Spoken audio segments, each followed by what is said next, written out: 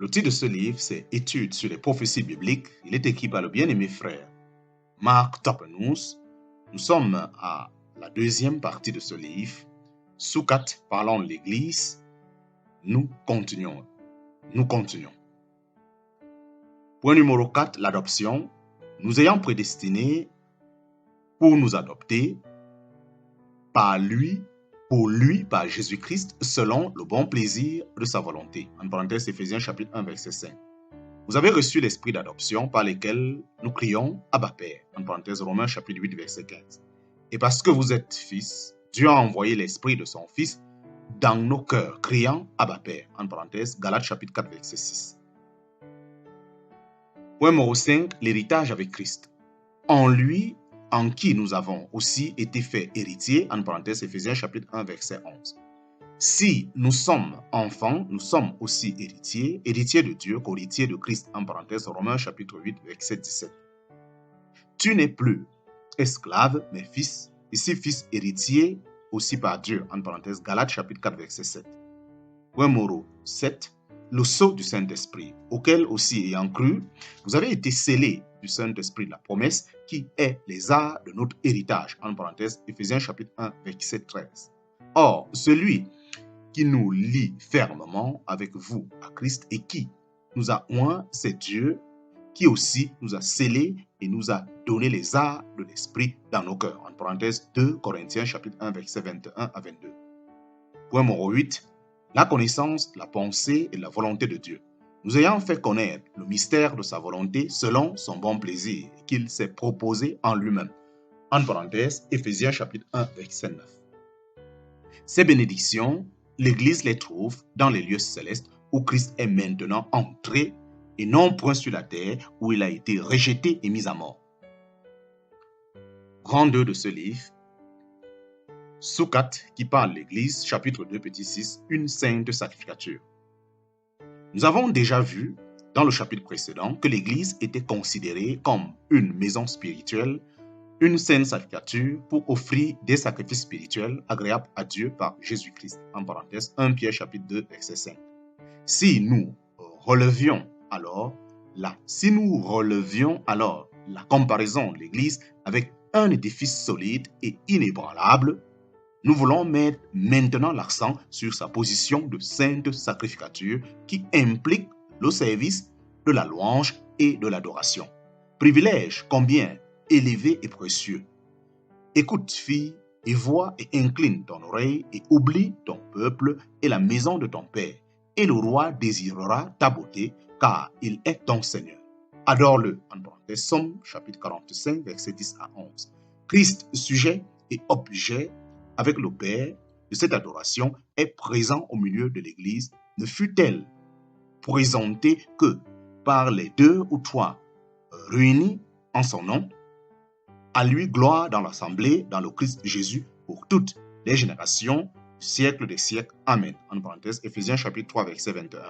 L'Église rend culte à Dieu le Père par Jésus-Christ qui entonne lui-même la louange au milieu de ses rachetés réunis autour de sa table. C'est en effet dans l'assemblée que se trouve la table du Seigneur et c'est à cette table que l'Église célèbre la scène, ce précieux mémorial des souffrances et de la mort de Christ. En parenthèse, 1 Corinthiens chapitre 10, verset 16. 1 Corinthiens chapitre 10, verset 16 et 17 et 1 Corinthiens chapitre 11, verset 23 et 29. Grand 2, Soukat parlant de l'Église, chapitre 2, sous 7, disparition ou la distinction juif-nation. Disparition de la distinction juif-nation. Un septième caractère, l'Église, consiste en ce qu'il n'existe plus aucune des distinctions terrestres entre ceux qui la composent. Il y avait autrefois une différence considérable entre juifs et nations. Différence établie par Dieu lui-même qui voulait faire d'Israël son peuple particulier. Les Juifs étaient donc le peuple de Dieu, tandis que les nations étaient sans Dieu dans le monde. Depuis la constitution de l'Église, cette distinction qui était liée au gouvernement de Dieu quant à la terre a entièrement disparu. Dieu a renfermé tous, juifs et nations dans la désobéissance afin de faire miséricorde à tous. En parenthèse, Romains chapitre 11, verset 32. La grâce s'adresse donc aussi bien aux pécheurs des nations qu'aux ressortissants d'Israël, et même si, au début de son existence, l'Église se composait de chrétiens juifs, elle n'en a pas moins aboli entièrement la distinction entre juifs et nations qui subsistait précédemment. C'est pourquoi l'apôtre, s'adressant aux Éphésiens, pouvait leur dire « Mais maintenant, dans le Christ Jésus, vous qui étiez autrefois loin, vous avez été approchés par le sang du Christ.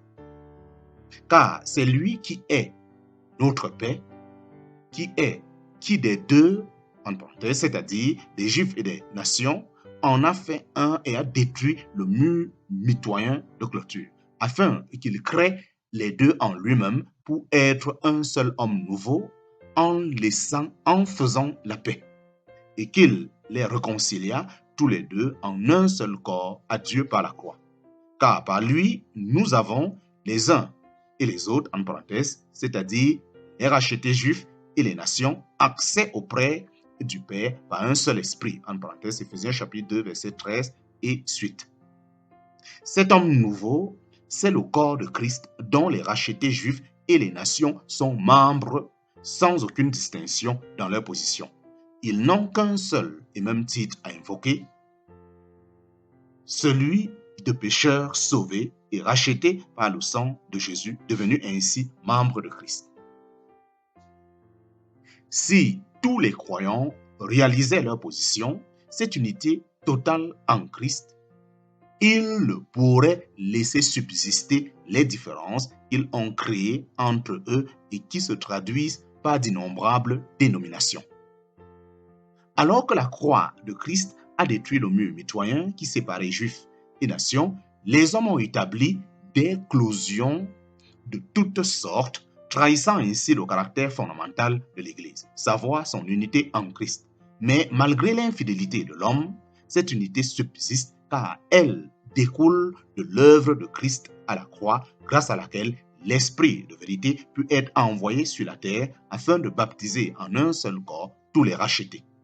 Du reste, comme nous l'avons déjà vu, les soins de Christ pour son Église ne cessent point. Il a purifié par le lavage d'eau, par la parole, afin de la rendre parfaite pour le jour très proche où il se la présentera à lui-même, glorieuse, n'ayant ni tache, ni ride, ni rien de semblable, mais sainte et irréprochable. En parenthèse, Éphésiens chapitre 5, versets 26 à 27. Grand 2, sous-4 parlant de l'Église, chapitre 3. Nous entrons maintenant dans le chapitre 3 qui parle de l'Église. L'espérance, l'Église. Chapitre 3, l'espérance, l'Église. Au moment de quitter les siens, le Seigneur leur dit que votre cœur ne soit pas troublé. Vous croyez en Dieu, croyez aussi en moi. Dans la maison de mon Père, il y a plusieurs demeures. S'il en était autrement, je vous l'eusse dit, car je vais vous préparer une place. Et si je m'en vais et que je vous prépare une place, je reviendrai et je vous prendrai auprès de moi, afin que là où moi je suis, vous soyez aussi. En parenthèse, Jean chapitre 14, versets 1 à 3. Le Seigneur a donné ainsi aux siens une espérance glorieuse, celle de son prochain retour. Telle est l'espérance de l'Église. Écrivant aux Thessaloniciens, l'apôtre Paul leur dit, vous vous êtes tournés des idoles vers Dieu pour servir le Dieu vivant et vrai et pour attendre des cieux son Fils qu'il a ressuscité dans les morts, Jésus, qui nous délivre de la colère qui vient. En parenthèse, 1 Thessaloniciens chapitre 1, versets 9 à 10. Le racheté a donc une double mission à remplir ici-bas, servir Dieu et attendre la venue du Seigneur. Cette espérance a diverses conséquences pour l'enfant de Dieu. La certitude d'être bientôt auprès du Seigneur, dans la joie de sa présence et dans la gloire de la maison du Père, délivré des épreuves de la terre, nous remplit de joie. Mais l'attente de son retour a un effet sanctifiant sur nos vies. Bien-aimés, nous sommes maintenant enfants de Dieu et ce que nous serions n'a pas encore été manifesté. Nous savons que quand il sera manifesté, nous lui serons semblables, car nous le verrons comme il est. Et quiconque a cette espérance en lui se purifie comme lui est pur. En parenthèse, 1 Jean chapitre 3, verset 2 à 3. Nous trouvons dans le Nouveau Testament de nombreuses et sérieuses exhortations concernant la manière dont nous devons attendre le Seigneur. Non point en théorie seulement, mais pratiquement et de façon vivante. Ce que l'Église attend, ce n'est pas seulement un événement, mais aussi une personne, le Seigneur Jésus, tel que la parole de Dieu nous le révèle, tel aussi que chacun de nous apprend à le connaître dans la communion journalière avec lui. Le chrétien qui vit près de son Sauveur jouit de lui toujours davantage et réalise mieux chaque jour que Christ est sa vie, sa paix, sa joie, son tout. Et pourtant, il ne l'a jamais vu et c'est seulement par la foi qu'il le connaît, qu'il jouit de lui. Aussi est-il compréhensible et normal que plus il le connaît et plus il jouit de lui, plus aussi il désire le voir. Lesquels, quoique vous ne l'ayez pas vu, vous aimez, et croyant en lui, quoique maintenant vous ne le voyez pas. Vous vous réjouissez d'une joie ineffable et glorieuse, recevant à la fin de votre foi le salut des âmes. En parenthèse, 1 Pierre chapitre 1, verset 8 à 9. Cette joie ineffable et glorieuse est la part du croyant dès maintenant. Mais voir Christ lui être semblable, contempler sa gloire auprès du Père, paraître avec lui en gloire lorsqu'il viendra pour établir son règne, régner avec lui, être associé à lui lorsque tous lui rendront hommage et fléchiront le genou devant lui, voilà notre espérance, voilà l'espérance de l'Église. C'est pourquoi l'épouse s'associe à l'Esprit en Apocalypse chapitre 22, verset 17, pour exprimer son ardent désir de voir son Seigneur. Et l'Esprit et l'épouse disent « Viens ». Et plus loin encore, lorsque le Seigneur répète « Oui, je viens bientôt », l'Église répond de nouveau « Amen, viens Seigneur Jésus ». En parenthèse, Apocalypse chapitre 22, verset 20. Touchant dialogue qui traduit bien la sainte attente de l'épouse d'être enfin unie à son bien-aimé dans la gloire. Mais ne l'oublions pas, c'est dans le cœur des croyants que cette précieuse espérance doit être constamment entretenue. Aussi est-il écrit que celui qui entend dise viens, il y a donc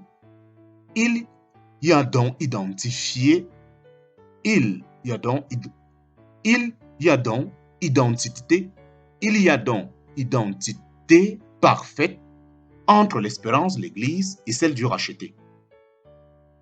La réalisation de l'espérance individuelle du croyant lui apportera tout ce qu'il aura attendu. Mais elle apportera aussi à l'Église la félicité et la gloire qui lui sont promises en tant qu'épouse de Christ.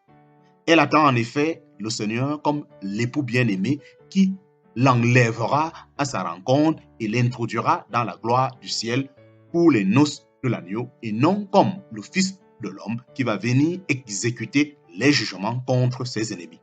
Elle a donc la certitude que le Seigneur Jésus ne viendra pas pour elle comme un juge, mais que lorsqu'il apparaîtra en gloire comme tel, elle lui sera associée, participant à son triomphe sur ses adversaires et partageant ses gloires. Elle sera le reflet de sa magnificence quand il viendra pour être dans ce jour-là glorifié dans ses saints et admiré dans tous ceux qui auront cru. En parenthèse, 2 Thessaloniciens chapitre 1 verset 10. Elle attend aussi l'apparition de Christ en gloire, car elle sait que ce jour amènera la délivrance de la création du joug du péché et le règne de la justice et de la paix sur la terre. Car la vive attente de la création attend la révélation des fils de Dieu, car la création elle-même aussi sera affranchie de la servitude de la corruption pour jouir de la liberté de la gloire des enfants de Dieu. En parenthèse, Romains chapitre 8, versets 19 à 21. Mais l'attente de l'Église va plus loin encore, car elle sait que Satan sera lié pour 1000 ans et enfermé dans l'abîme et que le monde sera converti. Israël restauré, la souveraineté de Christ reconnue de tous, tout découleront d'immenses bénédictions pour l'humanité.